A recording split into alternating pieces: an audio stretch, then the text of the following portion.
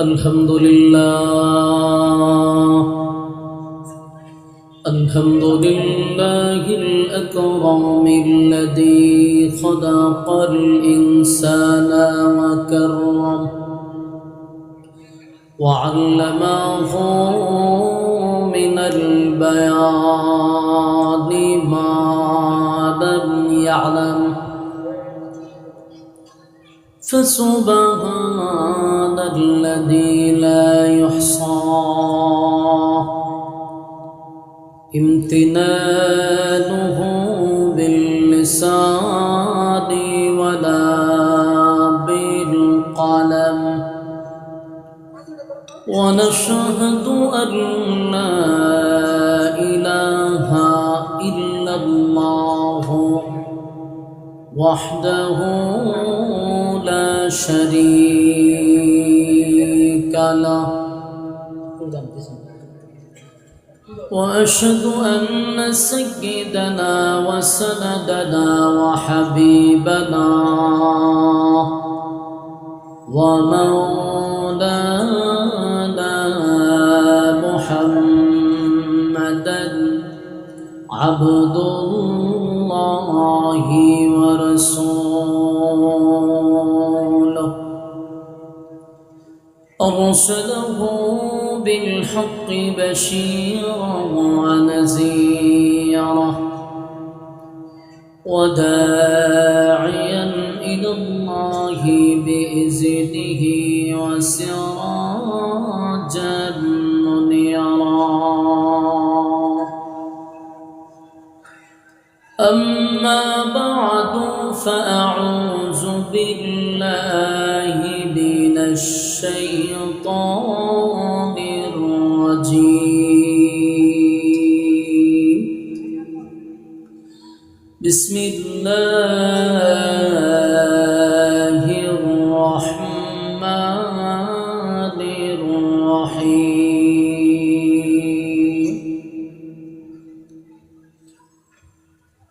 إن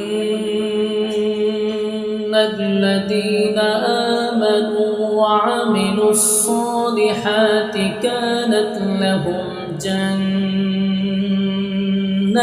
الفردوس نزلا خالدين فيها لا يبغون عنها حولا قل لو كان البحر مدادا لكلمات ربي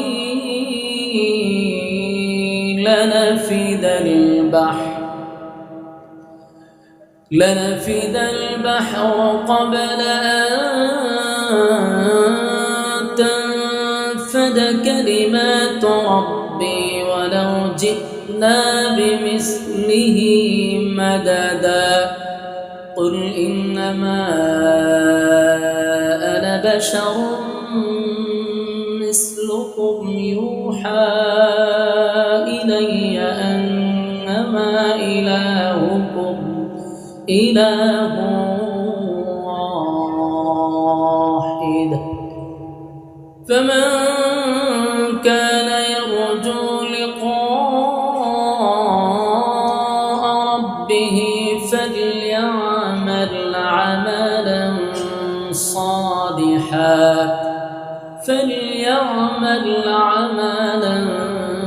صالحا ولا يشرك بعبادة ربه أحدا صدق الله العظيم درود شريف قرآن اللهم صل على محمد وعلى آل محمد كما صليت على إبراهيم وعلى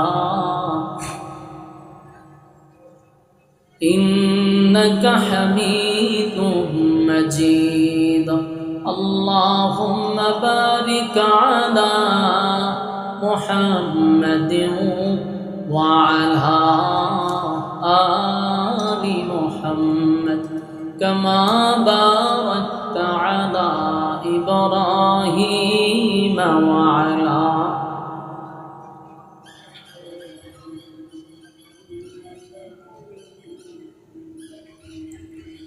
مدينة مدينة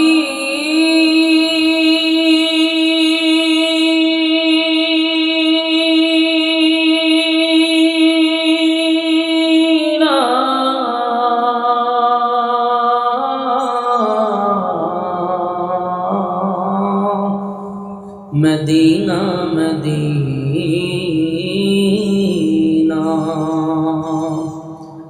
مدينة مدينة मुमिनों की गुनगुना है दीदारे मदीना आशिकों की तमन्ना है बलगल्ला बिकवा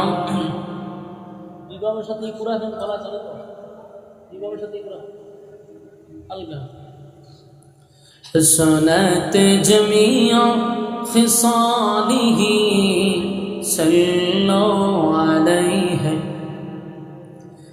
जिक्र बातिल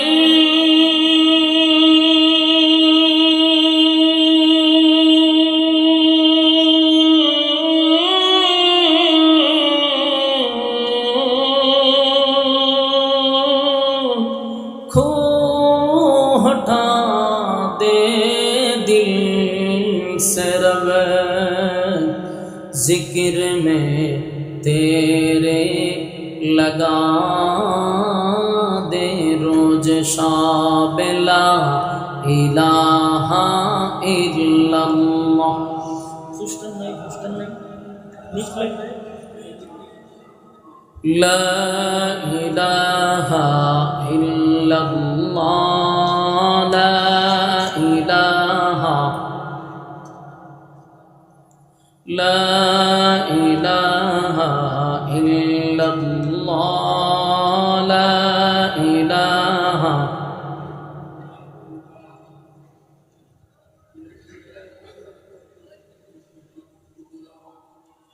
ला इलाहा इल्लल्लाह मुहम्मदुर रसूलुल्लाह सल्लल्लाहु अलैहि वसल्लम।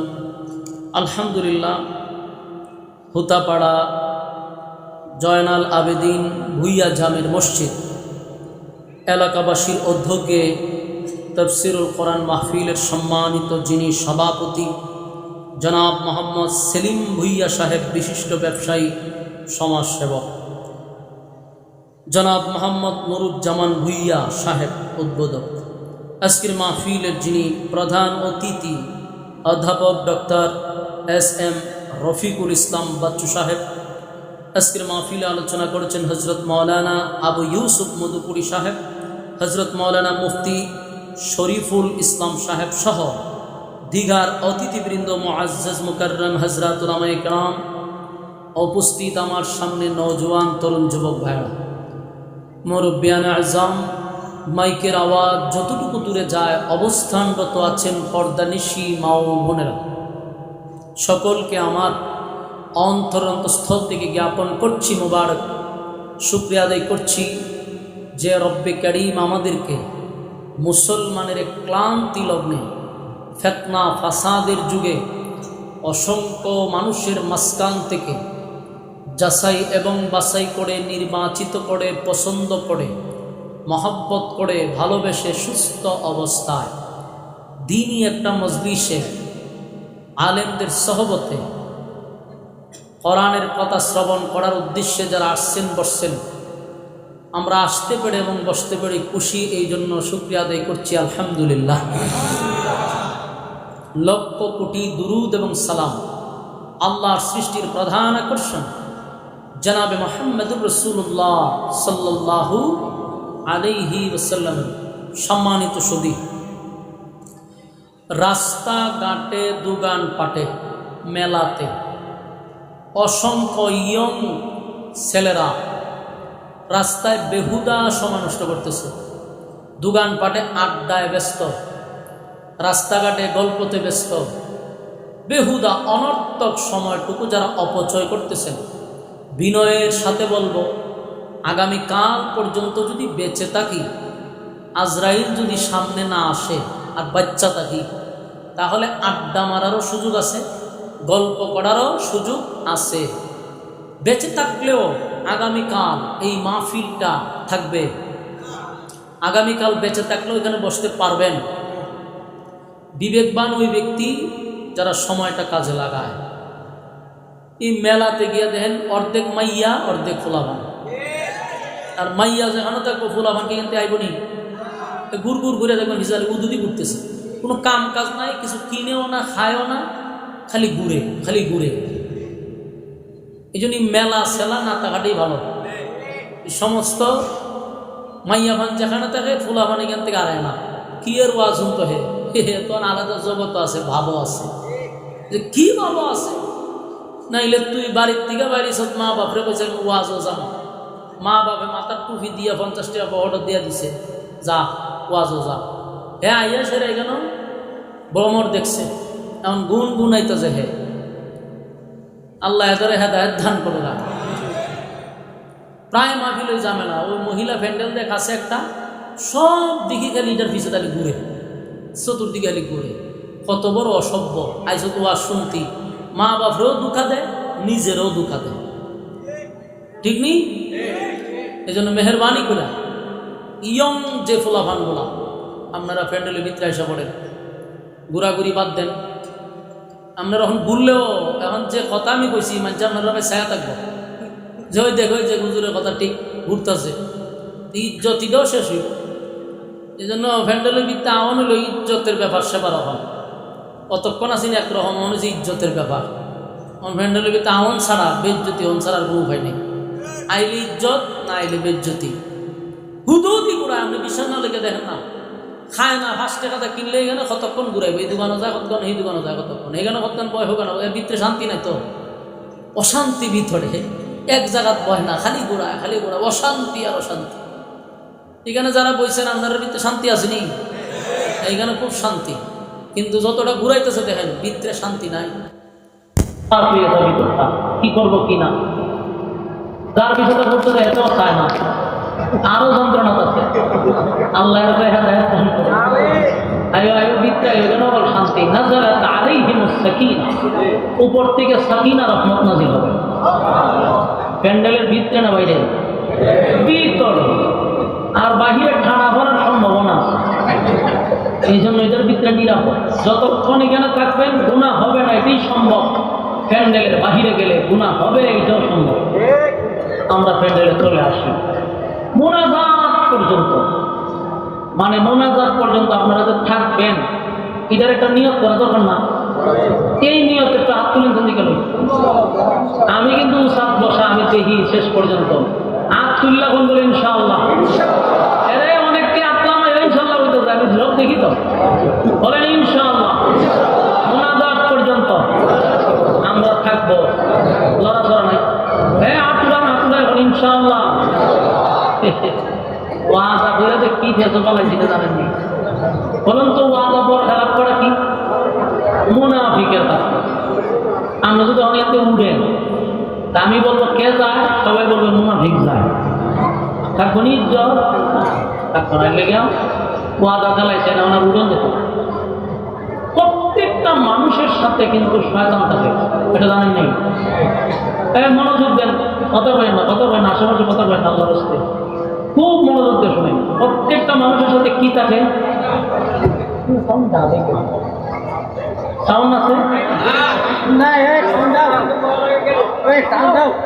সাউন্ড যাবে, ঘটনা কি? প্যান্ডেলের সাউন্ড তো সাউন্ড বক্সের সাউন্ড ওই জায়গায় কি আছে না, বক্স বক্স নাই, আমরা সাউন্ড পাননি। সাউন্ড বাড়ান, সাউন্ড বাড়ান, প্যান্ডেলের সাউন্ড, প্যান্ডেলে ধুমা উঠতেইব, ধুমা উঠতেইব, সাউন্ড বাড়ান, সাউন্ড বাড়ান। আপনি কি আমার ভাড়া কেউ আছে যে মোটামুটি করতেন?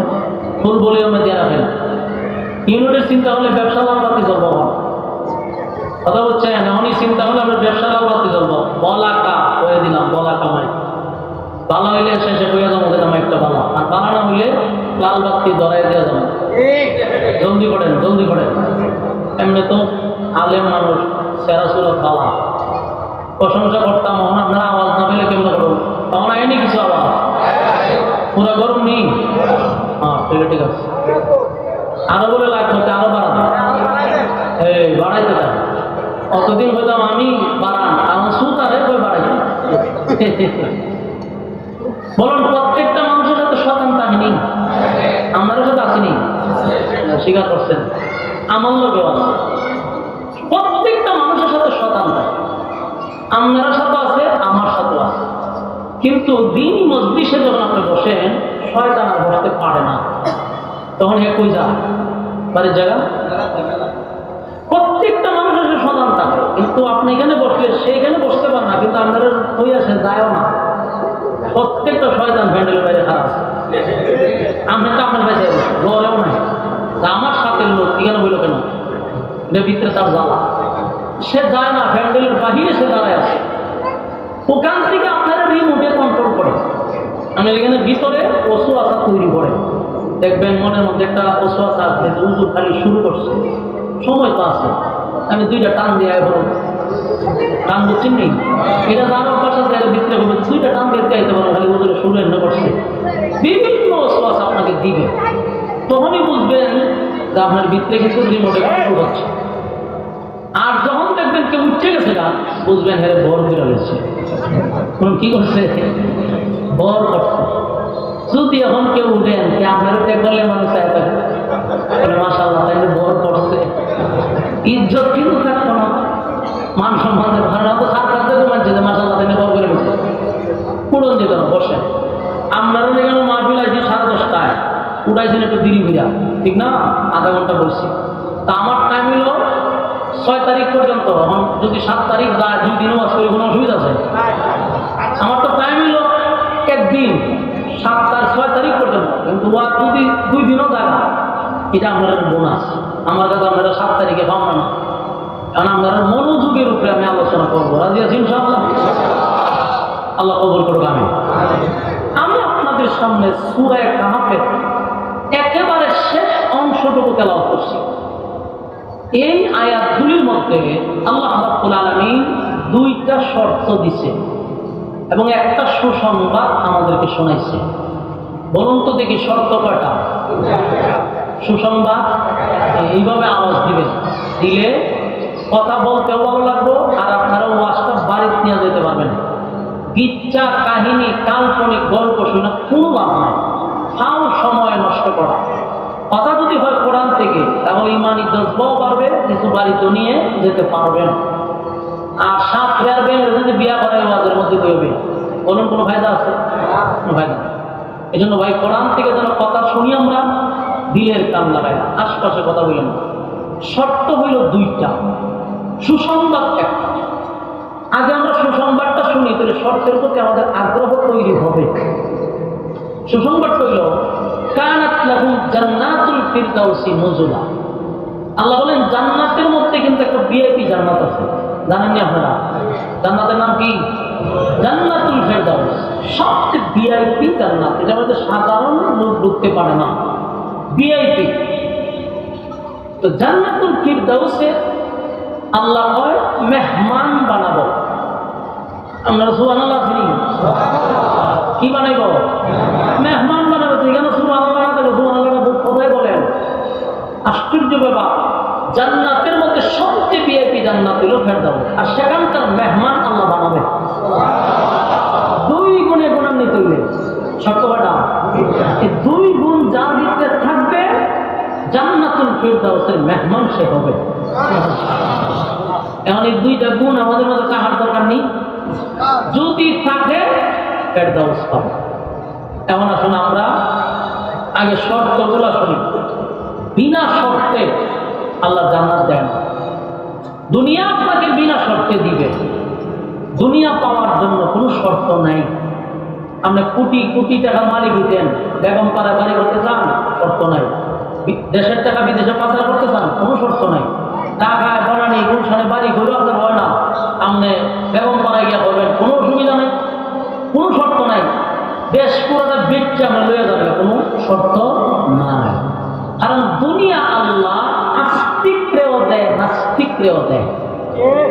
কথা বুঝুননি? দুনিয়া আল্লাহ কারে দেয়? নাস্তিকরাও দেয়, আস্তিকরাও দেয়। আল্লাহ মানলেও দেয়, আল্লাহ না মানলেও দেয়।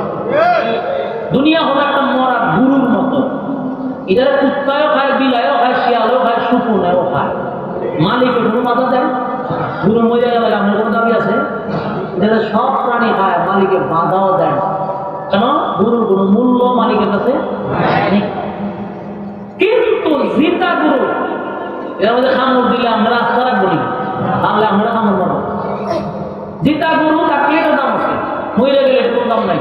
পৃথিবীটা হলো মরা গুরুর মতো। আল্লাহ খা, আস্তিকও খায়, নাস্তিকও খায়, তুইও খা। কিন্তু জান্নাত আল্লাহ বিনা শর্তে দিবে না। কথা আমার বুঝলেন? বুঝলে হ্যাঁ, না বুঝলে না, দুইটা কইতেই বলে আমি বুঝবো, আমার কথা রিসিভ হইতেছে। আল্লাহ জান্নাত দিবে কিন্তু বিনা শর্তে দিবে না। দুনিয়া পাওয়ার জন্য কোন শর্ত নেই। দুনিয়া পাওয়ার জন্য শর্ত থাকতো যে ডোনাল্ড ট্রাম্পে আধা পাগলটারে কি আমেরিকার প্রেসিডেন্ট বানাই নিলেন? শর্ত নাই, এই জন্য আল্লাহ হেরো আমেরিকার প্রেসিডেন্ট বানাই দিচ্ছে। এ পুরো পৃথিবীটারে কি একটা অশান্তি লাগাইছে দেখছেন না? এইখানে একটা এখানে লাগাই, এখানে একটা যুদ্ধ মুদ্ধ লাগাই, আবার নোবেল পুরস্কার চাই। কে রে? আমি তো যুদ্ধ করেছি, সারা দেশের ঘুম হারাম করে দিচ্ছি, পৃথিবীর নোবেল পুরস্কার চাই। ডক্টর ইউনূসকে বাদ দিয়ে হে চায়, এটা লুইত হে চাহিদার শেষ নাই। তা আল্লাহ যদি শর্ত কাটতে হইলাম ভাবল ছাগল, আল্লাহ দুনিয়া দিল নই। কারণ দুনিয়ার প্রতি আল্লাহ কোন ধরনের বাধা নাই, নিতে থাক। কিন্তু জান্নাত পাইতে গেলে আল্লাহ বিনা শর্তে দিব না, অবশ্যই শর্ত। শুধু শর্ত না, অবশ্যই শর্ত, অবশ্যই শর্ত। তাহলে এখন আসুন, আমরা জান্নাতের দোয়া পাইতে গেলে প্রথম যে শর্ত আল্লাহ কয় ইন্নাল্লাযীনা আমানু, এক নম্বর শর্ত, ওয়া আমিলুস সালিহাত, দুই নম্বর শর্ত। এক নম্বর শর্তটা হলো ঈমান। বলেন এক নম্বর শর্ত কি? দুই নম্বর হলো নেক আমল। দুই নম্বর কি? তাহলে ঈমান আর নেক আমল, এই দুইটা গুণে গুণান্বিত যে, সে পাবে জান্নাতুল ফেরদাউস। মানে আপনারা এটা ভুল না, শোনার পরে আপনার কাছে এত সোজা মনে হইতেছে যে সকালবেলা আমরা কিন্তু যখন ভাঙতা বাক্যে যেমন মজা লাগে, ঠিক দুইটা গুণ আমাদের কাছে এরকম লাগতেছে। কারণ আমরা যদি আমি বই আমরা ইমানদার নেই, সবাই বলেন জিউজ আমরা ইমানদার। আপনারা নেক আমল করি, যে করি, তাহলে তো আমরা জান্নাতে গেছেন না, ঠিক না? খালি এখন দেখতেছেন কোন দরজাটা ঢুকবেন, বিষয়টাতে এত সোজা, ঠিক না? তোমার কথা দেবা না, জান্নাত আপনি আমার মামা করি না, সেগুলো দিয়ে দিব। দুই গুণে গুণান্বিত, সকলেই ইমানদার, সকলেই নেক আমল করে। শুনতে অনেক সহজ, কিন্তু এর পিছনে ব্যাখ্যা আছে। আপনারা যারা এখানে বসছেন, মাইকের আওয়াজ যত দূরে যেতেছে, সকলের দাবি কিন্তু আমরা ইমানদার। তোমার কথা হয় না? আমিও নিজের দাবি করি ইমানদার, আপনারা যারা বয়ান শুনতেছেন আপনারাও ইমানদার। এখানে কি কেউ নিজের বেঈমান দাবি করবো? সবার দাবি হুজুর আমরা ইমানদার, ঠিক না? আপনারা হুটা পাড়া এই গাজীপুরের ভিতরে এমন বেনামাজি আসেনি যে জীবনে ঈদের নামাজও করে না, আসেনি? আসেনি? এইরকম গুণে গুণান্বিত লোক থাকা দরকার। ঈদের নামাজ তো করে না এমন বেনামাজি আপনারা দেখছেন? আমি দেখছি। ঈদের নামাজ অনেক জুম্মা তো দূরের কথা, ঈদের নামাজি বছর একবার করেন। এরকম পাক্কা একটা বেনামাজি আপনি একদিন জিগাইয়া, তুই তো এমন বেনামাজি নোবেল পুরস্কার পাওয়ার দরকার কর। তুই যেরকম বেনামাজি, নামাজও করস না, ঈদের নামাজও না, আচ্ছা কত তোর ইমান আসেনি? দেখবেন হ্যাঁ বুক তিনটা নামাজি হবে, আর ইমান আছে না। মামা যে করে না বেনামাজি, এর আপনি জিগাইয়া ধরে তুই দিন নামাজ করস না, তোর ইমান আছে। নামাজ না করলে কিন্তু ইমান আছে কি করে? ঠিক নেই। তাহলে এখানে কি বলে? আপনারাও দাবি করছেন ইমানদার, বেনামাজিও কয় আমার ইমান আছে, এ দাবি করছেনি? তাহলে বেনামাজিরও দাবি সে ইমানদার। সুদ করেছেন আপনার এলাকা? সুদ করতে হবে বেশিরভাগ চাকরিজীবী যারা করে সুদ যারা খায়, তো সুদ করবো আপনার জিগায়। আরে ঘুষখোর ঘুষ করিল চাকরি দিবি, আর সুদ করিল গ্রামেও লাগায় লাগায় নেই। গ্রামে টাকা লাগাই লঙ্গি হলুদ তুলে দেবেন হাটে খালি বেড়াবার মতো, মাস শেষে টাকা তুলতো, কোনো কাজ নাই, লাভ আসে তুল্লা খা, এর নাম হলো সুদ। এরকম একটা সুদ কোরআনের দিকে তো ইমান আসেনি, সে অভিজ্ঞতা পাতে সুদ পেলে কি দিচ্ছে ইমান ফাঁকা আছে কথা বলা। ঘুষ করে দিকে দেখো ঘুষ খাইলে কি দিয়েছে ইমান আছে। আমি একবার এক মাজার উঠেছি, মুখোশ লাগাইয়া শীতের দিন তো হাগি জামা তো ঘুরতে ঘুরে গেছি, ওই মাহফিল আছেন আশেপাশে, ওই যায় একটু দিক থেকে ঘুরে, আমরা তো আমার সিলে উপায় নেই, মুখ বাঁধতে গেছে আমার বন্ধুর সাথে গিয়া দেখি একটা জায়গা 8-10 জন তৈরি হয়েছে, এটি আবার এটা টানা ও মানে ধোঁয়া উঠতেছে, মুস হলুদ হয়ে গেছে। আমরা কেন বলছি হইয়া দেখি মা আবু ধুমায় আন্দারে গেছে, গেলাম নিজে খান ইমান আছেন এমন একটা লাগাম আসছে, ইমান ছাড়া এখন বলেছি ইমান আছে দিকে খাইতে, আর এটা খাইলে বলে 12,000 এইটা ছাড়া তো আমার ইমান আছে। আমি আসতে পরীক্ষা করছি সব ঘটনা আমার 12,000 একটা প্রফিট পাইছি আমি। এ যদি নিজের ইমানদার দাবি করে তা বেড়ামাজি তো দাবি করতে হবে। তাহলে আমার এই ছোট্ট জীবনে আমি যা দেখলাম কেউ নিজের বেঈমান দাবি করে না। আপনারা আমার কথা একমত নেই? তাহলে আমরা এতক্ষণে কি পেলাম? বেনামাজিও হয় আমি ইমানদার, জেনা করে সেও হয় আমি ইমানদার, সুদ করেও হয় ইমানদার, ঘুষ করেও হয় ইমানদার, সাদাবাজি যে করে সেও হয় আমি ইমানদার, যে করে মানুষের উপরে সেও হয় আমি ইমানদার। তাহলে সব শ্রেণীর মানুষের দাবি হইল আমরা ইমানদার। এখন আসেন টুপিওয়ালা হয় ইমানদার, দাড়িওয়ালা হয় ইমানদার, বক্তাও হয় ইমানদার, শ্রোতাও হয় ইমানদার, নেতাও হয় ইমানদার। দেখবেন নেতার পিছনে স্লোগান দেয় অমুক ভাইয়ের চরিত্র ফুলের সেও আরো বেশি পবিত্র। আমি কি পরিমাণ পবিত্র হচ্ছে শরীরটা, এইটা ছাড়ারও ইমান আছে, জনগণেরও ইমান আছে। তাহলে বেঈমান তার কেউই না, কথা বল না দিন, সবার ইমান আছে।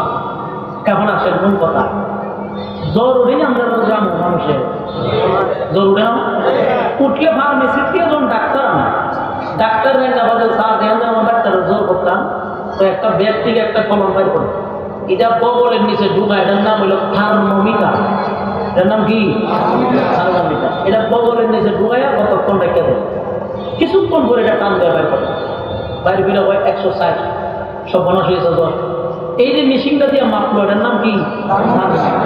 আচ্ছা পঞ্চ থেকে আল্লাহ যদি ইমান মাভার মেশিন দিত, ইমান মাভার মেশিনটা যদি দিত, তাহলে আমি বক্তা ওয়াজ করার আগে স্টেজে উঠলো করে সভাপতি হুজুর ওয়াস্তু করবেন, পরে আগে বগলের নিচে একটু আলগি দেন, আলগিটা দিলে আমার এখানে ঢুকাই দিতে একটা গাড়ি কতক্ষণ ডাকতে হতো, কোনো রকম সহ্য করে খালি থাকে খালি এটা ঠান্ডা বেঁধে ইমান দিস দিলে সামনে দিয়ে ওয়াজ করতেন, বিদ্যুৎ হয়ে যাইবেন না বিদ্যুৎ হয়ে যাবেন, আমিও বেগলিয়া দূর যখন কোনো ফির একটা মুড়ি করলে মুড়ি ধমু করে আগে বগলে নিয়েছি ডালগি দেন, এই ফিরের ভিতরে তো ঢুকাই দিচ্ছে একটা ঠান্ডা বাড়ি করে দেখতো জিরো, হয়তো আইজন মুড়ি করতেন আমি ইমান জিরো ধরা খাইতো নেই।